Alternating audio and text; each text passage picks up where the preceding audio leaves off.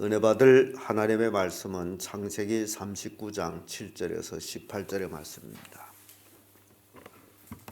창세기 39장 7절에서 18절까지의 말씀.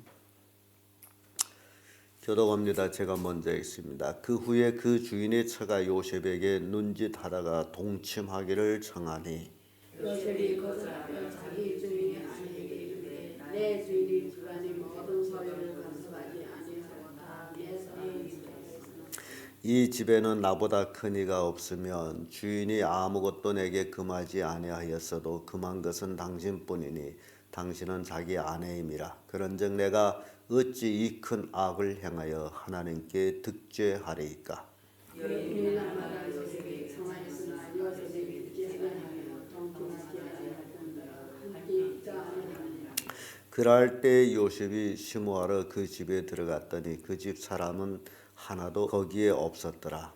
그 여인이 그 옷을 잡고 이르되 나와 도망하자. 그러나 요셉이 그 여인의 손에 그가 요셉이 그 옷을 자기 손에 버려두고 도망하여 나감을 보고 그 여인이 집 사람들을 불러서 그들에게 이르되 보라 주인이 이 사람이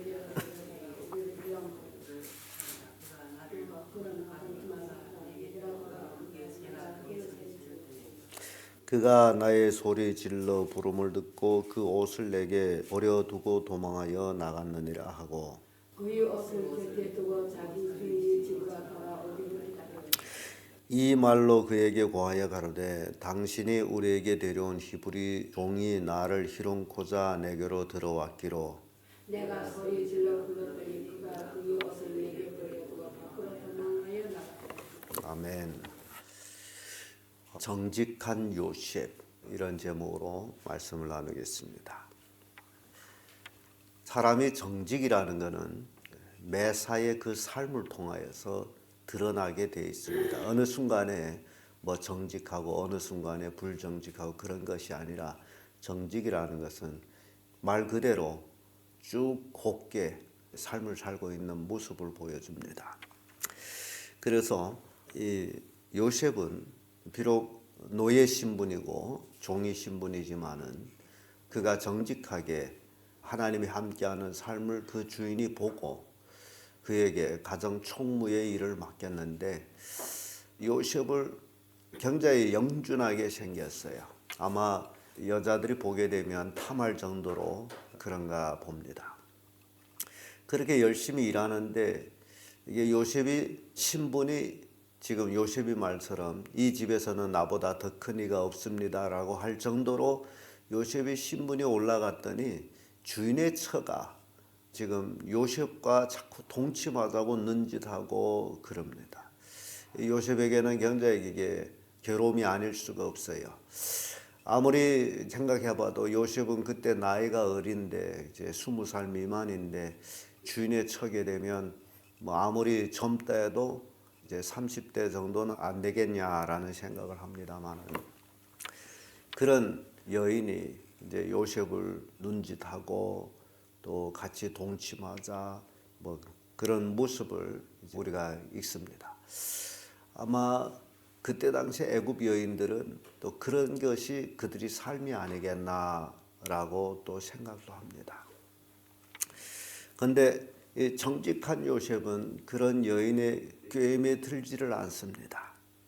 그래서 요셉이 말 그대로 요셉은 굉장히 의롭게 사는 모습 보죠. 9절의 말씀 보면 이 집에서 나보다 큰 이가 없으면 주인이 아무것도 내게 금하지 아니하였어도 금한 것은 당신뿐이니 당신은 자기 아내임이라. 그런즉 내가 어찌 이 큰 악을 행하여 하나님께 득죄하리이까. 여기 요셉의 말을 들어보게 되면요, 이 집에서 나보다 큰 이가 없습니다. 그러나 주인이 내게 금하지 아니하여도 금한 것은 당신뿐입니다. 요셉이 이 집에서 모든 것을 할 수 있어요. 그런데 금하지 않아도 금한 것이 있다면 당신입니다. 왜냐하면 당신은 자기 아내이기 때문에. 그런데 요셉이 얘기 들어보면요, 여기서 우리가 깊은 것을 알 수 있는데 지금 요셉이 이 여인과 동침을 했다 하면 주인한테 죄를 짓는 거잖아요. 그런데 요셉은 그런 얘기를 안 하고 내가 어찌 하나님께 득죄하려 합니다. 결국 죄를 짓는 것은 하나님께 짓는 것이다라는 거예요. 그래서 요셉이 죄를 멀리하고 의롭게 살 수밖에 없었던 모습을 그래서였구나. 모든 것이 죄를 짓는다는 것은 악이라는 것은 하나님께 득죄하는 것이구나 라는 것이 요셉의 인생의 어찌 보면 좌우명과 같은 것이었다라는 사실. 그래서 정직한 요셉은 의롭게 살고 있는 모습을 우리가 봅니다. 시편 11편 7절의 말씀 보면 여호와는 의로우사 의로운 일을 좋아하시나니 정직한 자는 그의 얼굴을 배우리로다. 하나님이 의롭기 때문에 의로운 일을 좋아하시는 분이시다. 그래서 정직한 자는 그 얼굴을 보리라고 하는데 요셉이 하나님 앞에 정직함으로 결국 하나님은 요셉과 함께하고 있음을 우리에게 보여주고 있습니다. 잠언 12장 28절에 보면 의로운 길에는 생명이 있나니 그 길에는 사망이 없느니라. 요셉이 의롭게 사는 그 모습, 생명의 길로 가는 사람은 의롭게 산다. 창세기 15장 6절에도 아브라함이 여호와를 믿으니 여호와께서 이를 의로 여기시고 이런 말씀입니다. 아브라함이 하나님을 믿음으로 하나님께서 의롭게 여기셨다라는 것을 우리가 생각해 볼 때 요셉은 하나님을 믿기 때문에 하나님 앞에 득죄하지 않기 위해서 의롭게 살았다라는 사실을 우리가 이제 보게 됩니다. 자, 여기서 정리가 되죠. 하나님을 믿으면 어떻게 산다고요? 의롭게 산다. 요셉을 통해서 우리에게 교훈하고 있는 것입니다. 그래서 예수 그리스도를 믿는 사람들은 하나님의 자녀인데 진정 하나님 믿는 사람은 이 세상에 살아갈 때 요셉처럼 바로 의롭게 사는 삶을 산다. 왜냐하면 그 속에 누가 있기 때문에 하나님이 있기 때문에 하나님 앞에 득죄하지 않기 위해서 의롭게 산다. 이게 진정 하나님을 믿는 사람이다라는 사실을 우리에게 보여줍니다. 두 번째로 정직한 요셉은 죄를 뿌리칩니다. 10절에서 12절의 말씀인데 12절의 말씀 와서 이런 말씀이 있죠.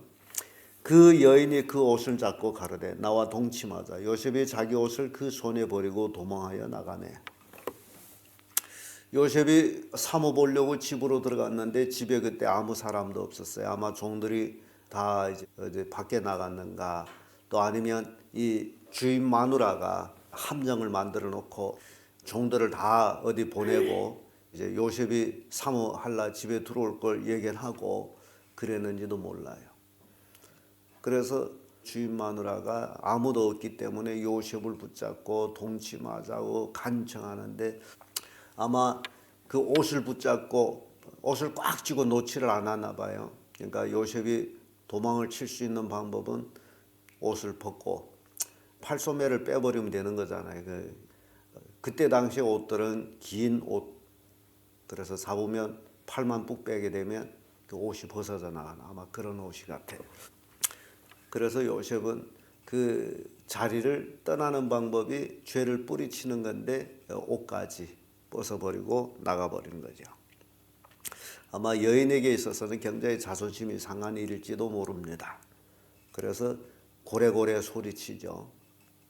잠언 7장 4절에 5절의 말씀 보면요. 지혜에는 너는 내 누이라 하며 명철에는 너는 내 친족이라 하라. 그리하면 이것이 너를 지켜서 음녀에게서 말로 호리는 이방 계집에게 빠지지 않게 하리라.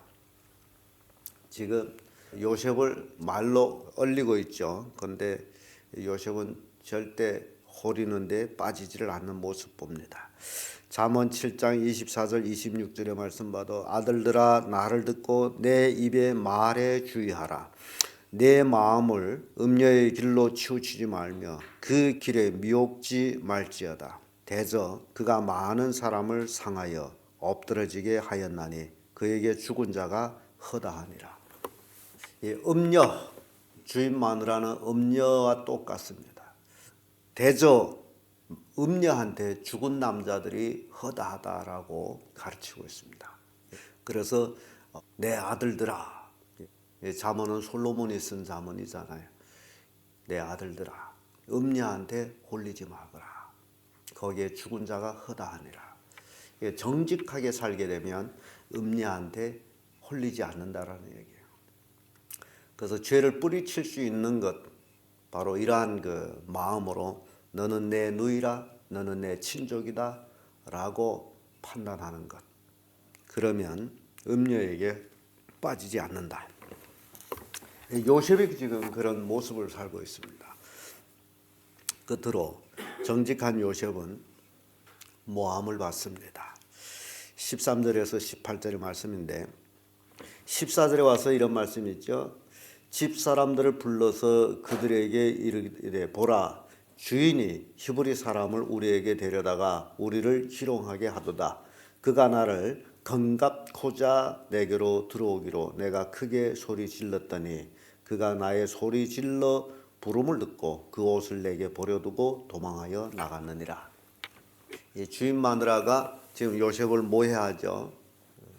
자기 자존심이 크게 상했던 모습을 느끼게 됩니다. 네가 나와 동침 안 하면 내가 너를 죽여버린다라는 식으로.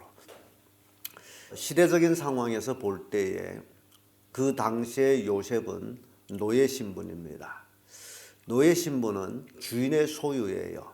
그래서 주인의 소유라는 것은요, 주인의 소유라는 것은 주인이 마음대로 처리할 수 있는 권한을 가지고 있습니다. 지금 뭐 죄를 지으면 법정에서 판결하거나 그러지만은 그때 당시에 법정은 가정이에요. 주인이 노예를 죽이고 싶으면 죽이는 거예요. 그래서 지금 여기에 모함을 받은 이 요셉은 실제적으로 사형에 해당되는 죄를 지은 것이 됩니다. 주인 마누라가 나를 겁탈하다가 하려고 하다가 내가 소리를 질름으로 도망을 쳤다라고 하는 그런 노예를 집에서 살려둘 수가 없죠. 사형에 해당되는 죄를 지금 요셉한테 들씌우고 있다라는 사실입니다. 이런 모습에서 우리는 예수님을 한번 생각해 봅니다. 베드로전서 2장 23절에 욕을 받으시되 대신 욕하지 아니하시고 고난을 받으시되 유업하지 아니하시고 오직 공의로 심판하는 자에게 부탁하시며 라는 말씀이 있습니다. 요셉이 주인 마누라한테 모함을 받되 아무 별명이 없습니다. 자기가 아니라는 그런 별명이 없어요. 그대로 받아들여요. 모함한 그대로. 예수님이 십자가의 고난을 받을 때에 그에게 대한 유대인들의 고소를 예수님은 변명을 안 하죠. 그대로 받아들이는 그 모습 봅니다. 베드로전서 4장 14절에도 너희가 그리스도의 이름으로 욕을 받으면 복이 있는 자로다. 영광의 영 곧 하나님의 영이 너희 위에 계심이라.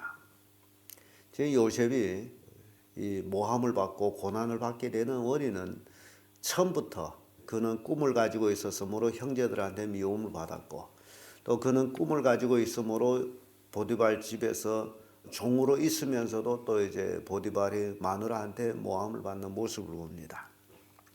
그는 하나님의 주신 꿈을 이루는 과정에서 이런 고난을 받는다라고 그가 생각하고 있으므로 별명이 없는 모습 봅니다.